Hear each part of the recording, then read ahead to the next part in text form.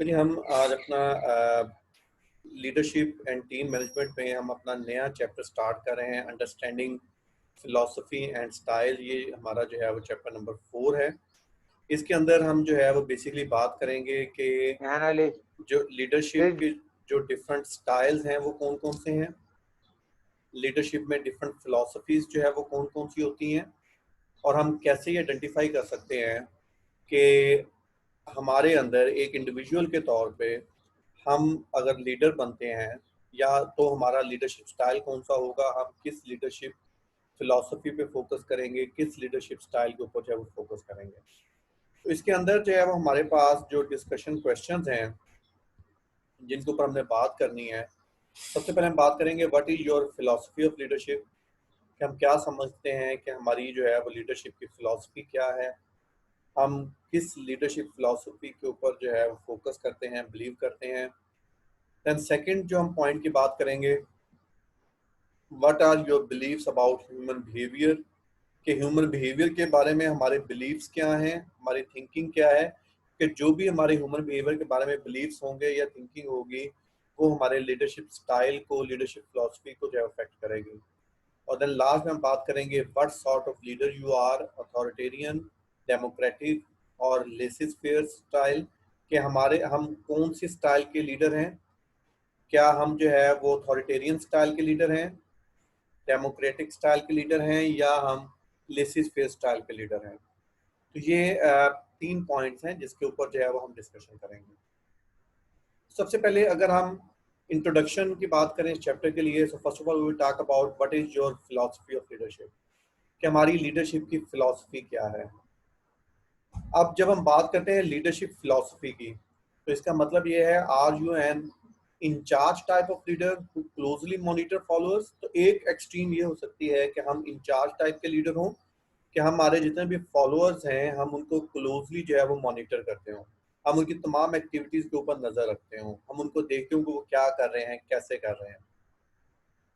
जो second philosophy हो सकती है वह जो, और are you a laid back type of leader who gives followers a lot of rein, या हम जो है वो इस तरह के लीडर हैं जो हम अपने फॉलोअर्स को जो है वो उनको फ्री रखते हैं, उनको हम लिबर्टी देते हैं और वो अपनी मर्जी से चीज़ें जो है वो कर सकते हैं। तो इट मीन्स कि या तो हम इंचार्ज टाइप के लीडर होंगे, या हम जो है वो फ्लेक्सिबल लीडर होंगे जो हम अपने फॉलोअर्स को एक फ्लेक्सिबिलिटी जो है वो दे रहे होंगे। या तो ये दो एक्सट्रीम्स पे हम हो सकते हैं, या थर्ड क्या हो सकता है कि हम इनके इन बिटवीन भी कहीं पे हो सकते हैं। So whether you are one or the other or somewhere in between, it is important to recognize your personal philosophy of leadership। तो चाहे हम एक एक्सट्रीम पे हों, चाहे हम दूसरे एक्सट्रीम पे हों, हमारे लिए ये बहुत ज़रूरी है कि हम जो है वो अपनी फिलॉसफी ऑफ लीडरशिप को जो है वो रिकॉग्नाइज करें। हम ये देखें कि बीइंग इंडिविजुअल हम किस लीडरशिप फिलॉसफी के ऊपर फोकस करते हैं, हमारे ट्रेंड जो है वो किस लीडरशिप फिलॉसफी की तरफ ज़्यादा है। So this philosophy affects how others respond to you, how they respond to their work, and in the end how effective you are as a leader। उसकी रीज़न ये है कि जो हमारी लीडरशिप की फिलॉसफी होगी वो सबसे पहले तो इस चीज़ को अफेक्ट करेगी कि जो दूसरे लोग हैं वो हमें कैसे रिस्पॉन्ड करेंगे, हम जो भी टास्क असाइन करेंगे वो उसको कैसे रिस्पॉन्ड करेंगे, देन वो अपने वर्क को कैसे रिस्पॉन्ड करेंगे, और अल्टीमेटली बीइंग लीडर हम कितने इफेक्टिव होंगे इस चीज़ को अफेक्ट करेंगे। तो इस वजह से हमारे अंदर हमें अपने इनर साइड पे लीडरशिप की फिलॉसफी को देखना पड़ेगा कि हमारी जो इंटरेस्ट है वो किस लीडरशिप फिलॉसफी में ज़्यादा है, हमारा ट्रेंड किस लीडरशिप फिलॉसफी में ज़्यादा है, क्योंकि अल्टीमेटली क्या होगा कि वो हमारे जो फॉलोअर्स होंगे वो हमें कैसे रिस्पॉन्ड कर रहे हैं उस चीज़ को अफेक्ट करेंगे। देन फॉलोअर्स वर्क की तरफ कैसे रिस्पॉन्ड करेंगे वो उसको भी अफेक्ट करेंगे, और अल्टीमेटली हम बीइंग लीडर कितने सक्सेसफुल होंगे इस चीज़ को भी हमारी लीडरशिप फिलॉसफी जो है वो अफेक्ट करेगी। अब अगर हम लीडरशिप फिलॉसफीज की बात करें, so each of us approaches leadership with a unique set of beliefs and attitudes about the nature of people and the nature of work। जो लीडरशिप फिलॉसफी है इसकी बेस दो चीज़ों के ऊपर डेवलप होती है। पहली जो बेस है वो नेचर ऑफ पीपल है, कि पीपल जो लोग हैं उनकी नेचर क्या है, और सेकंड नेचर ऑफ वर्क कि वो लोग अपने वर्क को कैसे अप्रोच करते हैं. So this is the basis of our philosophy of leadership. For example, अब हम फर्स्ट फिलॉसफी की बात करेंगे. Some think people are basically good and will happily work if given the chance. हम में से कुछ लोगों का ख्याल ये होता है कि लोगों को अगर चांस दिया जाए तो वो बहुत खुशी से काम करते हैं और उसमें बहुत अच्छे होते हैं काम करने में, जबकि दूसरे लोगों का जो थिंकिंग होगी वो इसके थोड़ा सा अपोजिट साइड पे होगी, डिफरेंट होगी. Others think people are prone to be a bit lazy and need to be nudged to complete their work. तो दूसरे थिंकिंग ये हो सकती है कि लोग लेजी होते हैं, वो अपने काम को सीरियस नहीं लेते, वो खुशी से काम नहीं करते और उनको थोड़ा सा टाइट करना पड़ता है, उनको थोड़ा सा खींचना पड़ता है, उनको थोड़ा सा मोटिवेट करना पड़ता है ताकि वो अपना काम कंप्लीट करें. तो देखिए हमारे पास दो ऑपोजिट व्यूज हैं. फर्स्ट व्यू या फर्स्ट फिलॉसफी ये है कि लोग खुशी खुशी काम करते हैं, उनको टाइट करने की, उनको खींचने की जरूरत नहीं होती. जबकि दूसरा व्यू ये है कि लोग लेजी होते हैं, वो खुशी से काम नहीं करना चाहते, उनको थोड़ा सा आपको खींचना पड़ता है तब वो अपना काम कंप्लीट करेंगे. So these beliefs about people and work have a significant impact on an individual's leadership style and probably come into play in every aspect of a person's leadership. अब हमारा बिलीफ क्या है लोगों के बारे में और वर्क के बारे में, इसका बहुत सिग्निफिकेंट इम्पैक्ट होता है हमारे लीडरशिप स्टाइल के ऊपर, और हमारी लीडरशिप, हम पूरी लाइफ में जो भी लीडरशिप का काम कर रहे होते हैं इसके ऊपर इफेक्ट होता है. तो अब हमने ये दो अप्रोचेस के ऊपर बात कर ली. तो इन दो अप्रोचेस को अब हम डिस्कस करेंगे with respect to views of human behaviour. So fundamental question of human behaviour: do people like work और do they try to avoid it?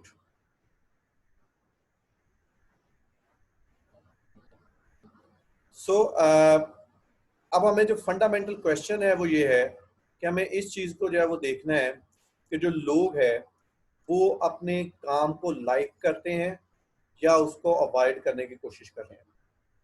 तो ये एक फंडामेंटल क्वेश्चन है जो हमें रिसर्च फिलॉसफी में जो है वो हमने करना है कि जो भी हमारे पास पीपल हैं, जो लोग हैं, वो अपने काम की तरफ किस तरह से जाते हैं. क्या वो लोग जो है वो काम खुशी खुशी से करते हैं, अपनी मर्जी से काम करना चाहते हैं, उनको कोई काम असाइन किया जाता है तो वो उसको काम करना चाहते हैं, या वो उस काम को जो है वो अवॉइड करना चाहते हैं.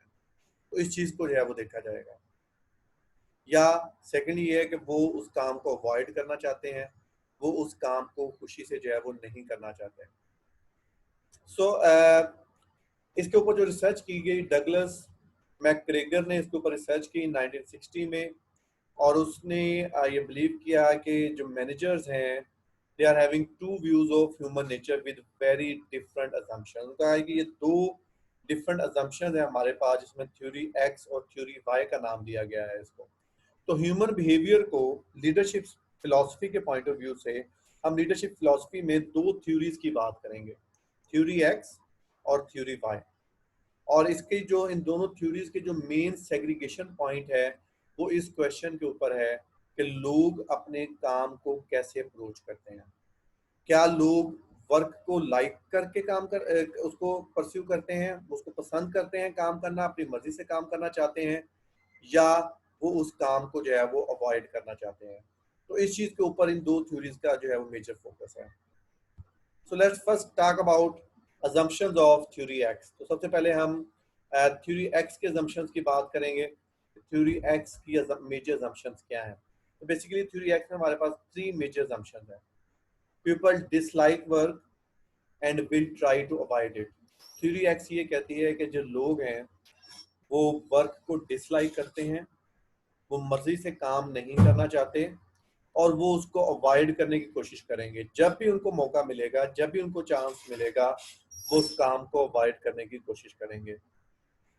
देन सेकंड असम्पशन है people need to be directed and controlled. और जाहिर सी बात है जब लोग खुशी से काम नहीं करेंगे, उसको अवॉइड करने की कोशिश करेंगे, तो इसका मतलब ये है कि बीइंग लीडर आपको लोगों को डायरेक्ट करना पड़ेगा, उनको डायरेक्शंस देनी पड़ेंगी और उनको कंट्रोल करना पड़ेगा. और थर्ड इसके assumption ये है, people want security not responsibility. लोग रिस्पॉन्सिबिलिटी नहीं लेना चाहते बल्कि वो अपनी जॉब की सिक्योरिटी चाहते हैं सिर्फ। तो हम इन तीन assumptions की भी अभी डिटेल में बात करेंगे थ्योरी एक्स के अंदर, और उसके बाद हम लास्ट पे ये भी डिस्कस करेंगे what implications does theory X have for leaders and organizations। तो अब अगर हम जो है सबसे पहले assumptions की बात करें, तो हमारे पास सबसे पहले जो assumption 1 है, the average person dislike work and will avoid it if possible।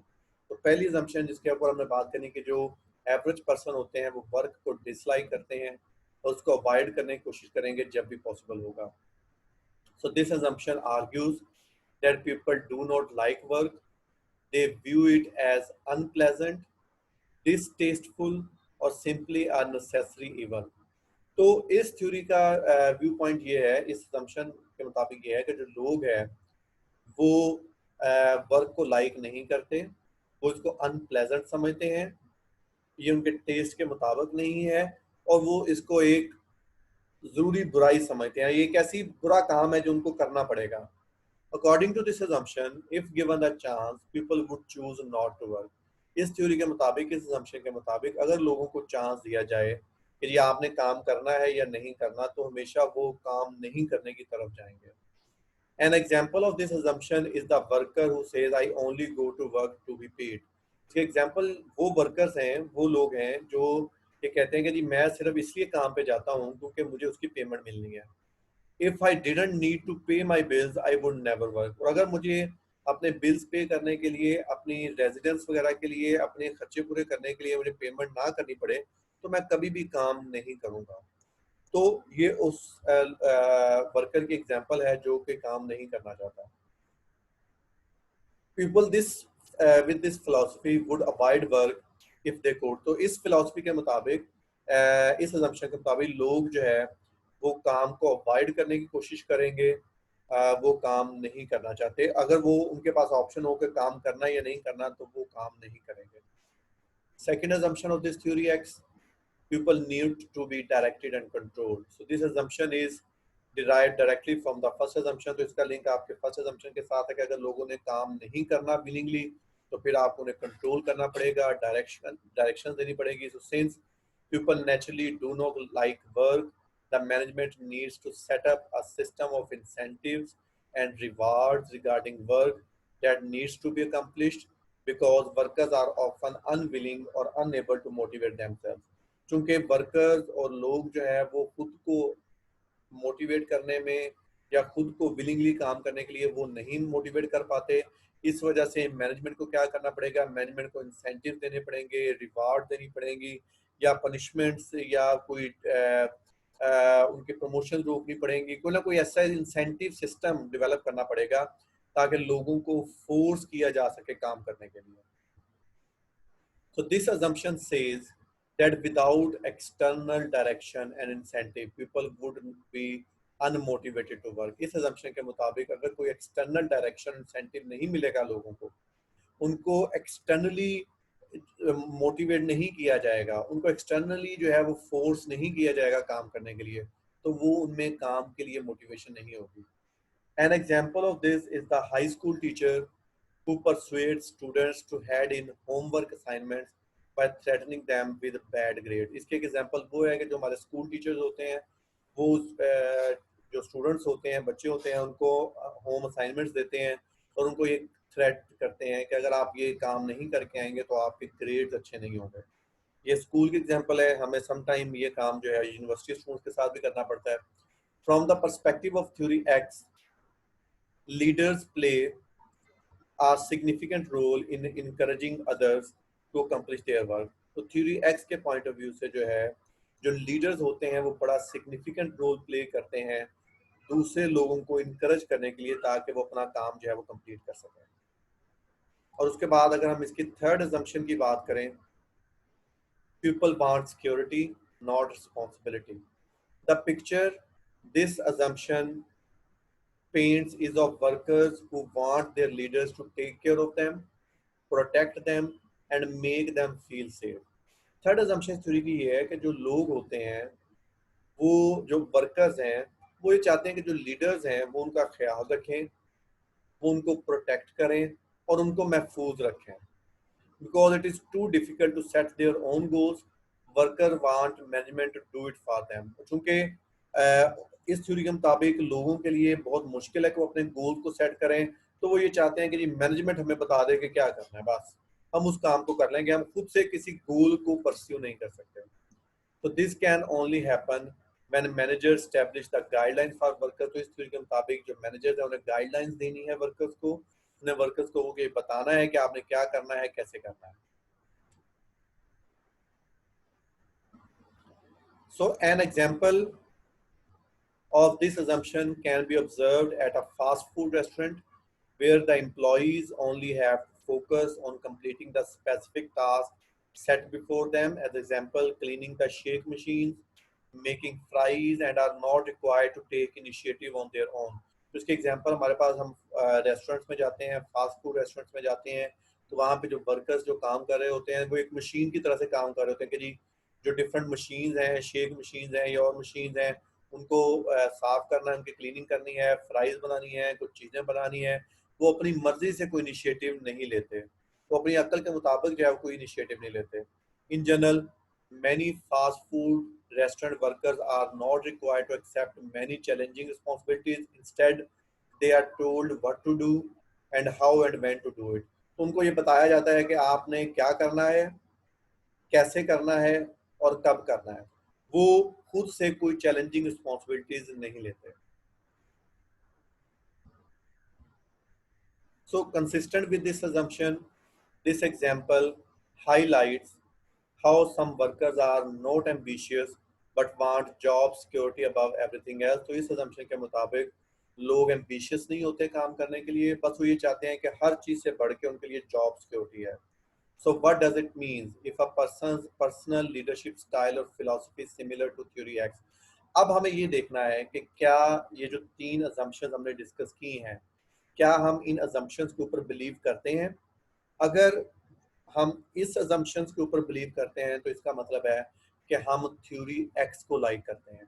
और थ्योरी X क्या कहती है? It means these leaders have a tendency to view workers as lazy and uninterested in work, and because they do not value work, as a result theory X leaders tend to be directive and controlling। तो अगर हम इन assumptions पे believe करते हैं तो इसका मतलब है हम थ्योरी X के ऊपर हम जा रहे होंगे। और थ्योरी X में बेसिकली क्या है कि थ्योरी X के अंदर जो लीडर्स होते हैं वो डायरेक्शंस देते हैं और कंट्रोल करते हैं। वो क्लोजली अपने एम्प्लॉयज को, अपने फॉलोअर्स को मॉनिटर करते हैं, उनको बताते हैं आपने क्या करना है, कैसे करना है, और वो जो काम वो कर रहे होते हैं उसको वो क्लोजली मॉनिटर कर रहे होते हैं और उसके साथ साथ उसको जो है वो इवेल्युएट कर रहे होते हैं। तो ये हमारे पास थ्योरी एक्स है जिसमें हमने इसकी 3 assumptions की बात की। तो इस बेसिकली अब हमें ये देखना है कि क्या हम, अगर हम लीडर बनना चाहते हैं और हम ये देखना चाहते हैं कि बीइंग लीडर हम किस फिलॉसफी के ऊपर बिलीव करेंगे, थ्योरी एक्स के ऊपर या थ्योरी वाई के ऊपर। तो थ्योरी एक्स में हमने 3 assumptions की बात की। तो अब अगर हम इन 3 assumptions पे बिलीव करते हैं तो इसका मतलब है कि हम थ्योरी एक्स पे जाएंगे। और थ्योरी एक्स का मतलब ये है कि अगर हम लीडर बनेंगे तो हम लोगों को डायरेक्शंस देंगे और कंट्रोल और मॉनिटर करेंगे लोगों को। तो ये बेसिकली जो है हमारे पास फर्स्ट फिलॉसफी है, जो फर्स्ट थ्योरी हमारे पास थ्योरी एक्स, ये इसका जो है वो मेजर इसका कंसर्न था।